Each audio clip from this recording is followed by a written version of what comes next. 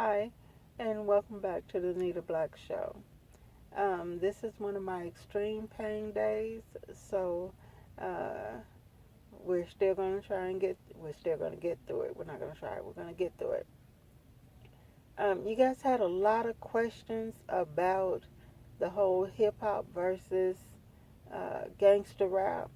So, what I'm going to do today is I'm going to try and get through a lot of people and a lot of information to help you guys understand. You know that hip hop took a very ugly turn. I'm going to show you where it took that turn, why that it took that turn, and what you can do about it. Thank you guys for liking the videos and commenting. Thank you guys for subscribing and turning on your notifications. Those of you that turned on your notifications, this is going to be kind of a long video, so I'm going to put it in different parts. It'll be broken up into several parts, and with your notifications on, you'll get each one of those parts or a notification that each one of those parts are up. And for those of you that haven't been through the video series, you can just go back to the videos and catch up. But thank you guys for liking the books and buying the books. I really appreciate that, and I'm glad you guys are liking it and getting that information, because that's the kind of thing that you use to educate yourself. And also the books tell you, not only educate you, but tell you what you can do as consumers, as black communities. It tells you what you can do to fix some of this stuff. So I appreciate you guys really getting into those books. I really do appreciate that.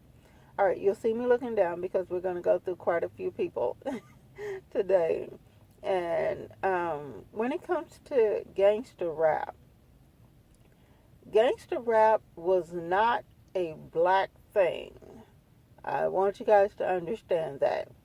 Gangster rap was a few black people that were angry and doing some things, but gangster rap was brought to you by white people. There were elites in the industry that I'm going to give you the real deal of what white people literally sat in meetings and discussed and decided about black people. They do that all the time, but this one was really, really ugly. So you had white people actually getting ready for the end of the Willie Lynch syndrome. You got a lot of black people say, oh, Willie Lynch is a myth and blah. No, white folks know that it's not a myth. They know that they brought a white person in to help them make more docile Negro slaves. And they know that this situation occurred back in 1712 with Willie Lynch. They know what they did. They let black people, they always get some Negroes to yell, it's a myth. Now you got people the same way talking about fake news. Most of the news I told you in the other videos were, call come through. Most of the videos, most of the news that we talked about in the other videos, I told you, most of the news is not fake news. This stuff is happening. And they simply do, say fake news in order to keep you from looking into it. So we're going to go through what this so-called myth that they talked about with Willie Lynch. What he did was one of the main things was him saying that you had to control the words that black people heard in order to keep black people in a mind state of inferiority. And that was a very important statement in that, because it was literally a blueprint on how to make a more docile slave. how to make black people do whatever it is that you wanted them to do. And you had the parts where they said focus on the female, give the female the tools to separate her from the male, and then keep the male on the run with nothing. Um, if you have a strong male, make sure you break him down in front of the females and the children so that they know they have no protection. There were certain things in that were very, very, uh, very significant when it comes to the turn that happened during the slave trade. But when it comes to the turn that happened with hip hop, hip hop was making a lot of black males, in particular, a lot of money. They were able to just run off CDs in the day, or cassettes way back in the day, and sell them out of their cars, out of their out of the trunk, uh, out of their bags, book bags, whatever. And they were able to make money. They got the whole $3 or $2 or $5 for the unit. They didn't have any middleman. They didn't have nobody that they had to pay. As far as record companies, they were able to just make that money, feed their families, pay their bills, whatever. But record companies had a huge problem with that, because it was, you now had black males with, $1,000, $5,000, $10,000 that was all theirs.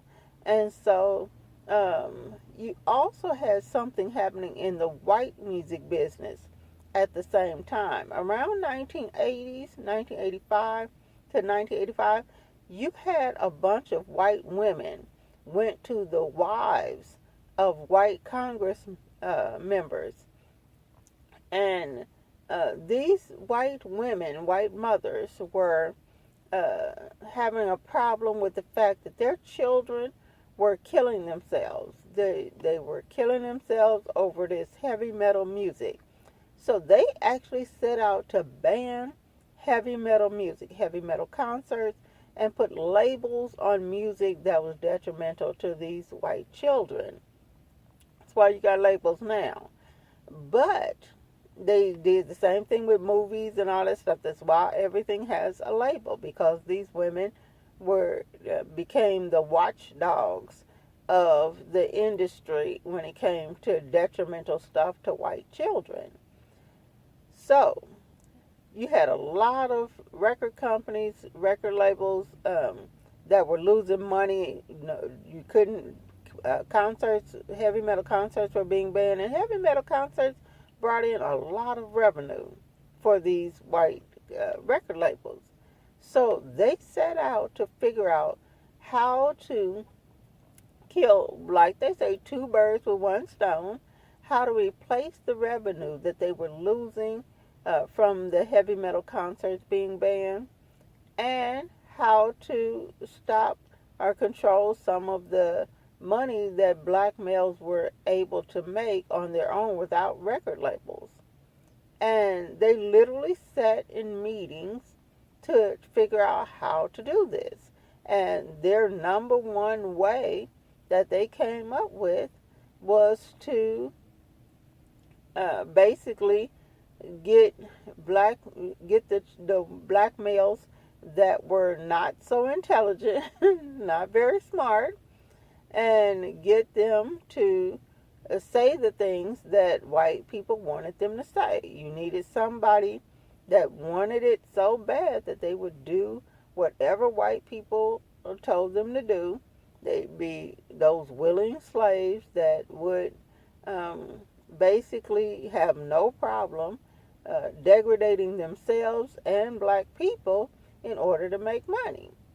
White folks also came up with a second part of that, in that they were like, well, there's a way that they can win. They can replace the money that they were losing with the heavy metal concerts being banned. They could get black people to promote black people as inferior and get them to say the things that white people needed them to say, as well as